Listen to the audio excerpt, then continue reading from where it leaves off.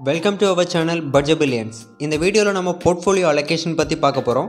இந்த வீடியோக்குள்ளே போகிறதுக்கு முன்னாடி சேனலோட டிஸ்க்ளைமர் நான் சொல்லிடுறேன்.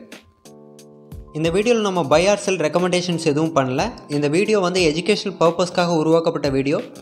ஸோ உங்களோட ஃபினான்ஷியல் லாஸஸ்க்கு நம்ம சேனல் எந்த வகையிலையும் பொறுப்பாகாது. இன்வெஸ்ட்மெண்ட் ஸ்டார்ட் பண்ணையில் வர பெரிய டவுட் என்னென்னு பார்த்தீங்கன்னா, எப்போ நம்ம இன்வெஸ்ட்மெண்ட் ஸ்டார்ட் பண்ணணும், மார்க்கெட் ஆல் டைம் ஹையில் இருக்கையில் பண்ணணுமா இல்லை மார்க்கெட் ஃபால் ஆகிறதுக்காக வெயிட் பண்ணுமா அப்படிங்கிறது.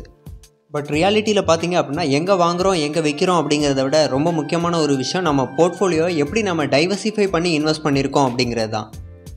இவ்வளோ இம்பார்ட்டண்டான ஒரு டைவர்சிஃபிகேஷனுக்கு கண்டிப்பாக ஒரு பெட்டர் ஸ்ட்ராட்டஜி இருக்கணும். அந்த ஸ்ட்ராட்டஜி தான் உங்களுக்கு ப்ராஃபிட் லாஸ் கொடுக்க போகுது. போர்ட்ஃபோலியோ டைவர்சிஃபிகேஷனுக்கு நான் என்ன ஸ்ட்ராட்டஜி ஃபாலோ பண்ணுறேன்னு நான் உங்களுக்கு சொல்கிறேன். என்னோடய டோட்டல் இன்வெஸ்ட்மெண்ட்டில் 80% ஈக்விட்டி ஸ்டாக்ஸ்க்கும் 20% ஈக்விட்டி மியூச்சுவல் ஃபண்டாகவும் நான் டிவைட் பண்ணியிருக்கேன்.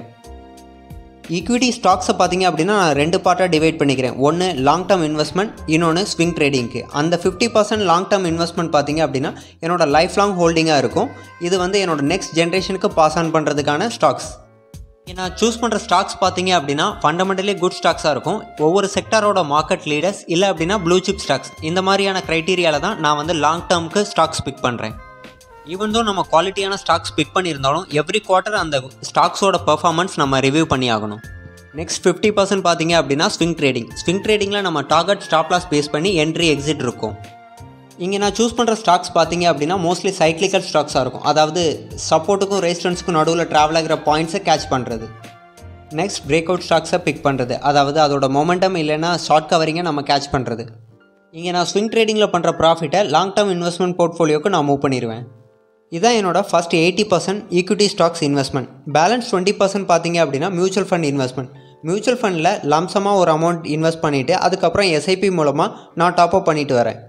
இங்கே நான் சூஸ் பண்ணியிருக்க ஃபண்ட்ஸ் பார்த்தீங்க அப்படின்னா இண்டெக்ஸ் ஃபண்ட், அதாவது நிஃப்டி ஃபர்ஸ்ட் 50, அடுத்து ஃப்ளெக்ஸி கேப் ஃபண்ட், அடுத்து மிட் கேப் ஃபண்ட், அடுத்து ஸ்மால் கேப் ஃபண்ட். இதே வெயிட்டேஜ் ஆர்டரில் நான் இன்வெஸ்ட் பண்ணியிருக்கேன். எவ்ரி மந்த் என்னோட கேபிட்டல் ஆட் ஆன் பண்ணிவிட்டு இந்த ஸ்ட்ராட்டஜியை நான் ஃபாலோ பண்ணிட்டு வரேன். இதே ஸ்ட்ராட்டஜியை நீங்களும் ஃபாலோ பண்ணணுங்கிற எந்த அவசியமும் கிடையாது. நீங்கள் உங்களுக்கான ஓன் ஸ்ட்ராட்டஜியை நீங்கள் மேக் பண்ணிக்கலாம். நீங்கள் அப்படி உருவாக்குற ஸ்ட்ராட்டஜி பார்த்தீங்க அப்படின்னா எதை பேஸ் பண்ணி இருக்கணும்னா, நம்பர் 1 உங்களோட ஏஜ், நம்பர் 2 உங்களோட ரிஸ்க், நம்பர் 3 உங்களோட கேபிட்டல். இது மூணையும் பேஸ் பண்ணி உங்களோட ஸ்ட்ராட்டஜி இருந்ததுன்னா ரொம்பவே யூஸ்ஃபுல்லாக இருக்கும். இது மாதிரி நீங்கள் என்ன ஸ்ட்ராட்டஜி ஃபாலோ பண்ணுறீங்கன்னு கமெண்ட் செக்ஷனில் கமெண்ட் பண்ணுங்கள். தேங்க்யூ ஃபார் வாட்சிங் this video. We will meet you in another informative video. Until then, bye bye from Devakar. Thank you. Do share and subscribe.